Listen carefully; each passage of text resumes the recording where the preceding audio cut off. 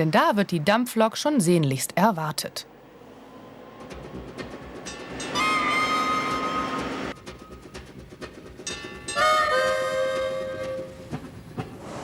Einer der ersten, der sich über die Heimkehr der Zoolok freut, ist natürlich Theo Pagel, der Zoodirektor, auch wenn es nicht die echte ist.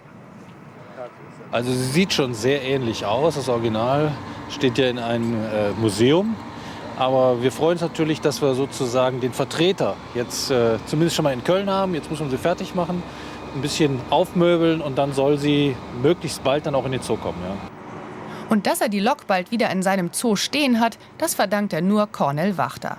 Der Kölner Künstler hat das gesamte Projekt Zoolok ins Leben gerufen und wirbt immer noch für Menschen, die ihn bei der Rückkehr der Lok in den Zoo unterstützen. Jeder, der sich in den letzten 50 Jahren um diese Zoolok bewegt hat, auf ihr geklettert ist, sie bestaunt hat, heiß geliebt hat, der kann dorthin kommen und kann sich erinnern an seine Zeit, als der heutige Uniprofessor noch Robert hieß und der Gleisbauarbeiter der KVB noch Fritz und sie Kinder waren und Stände und Titel keine Rolle spielten. Also an die unbeschwerte Jugendzeit, und das ist ein wunderschönes gemeinsames Gefühl.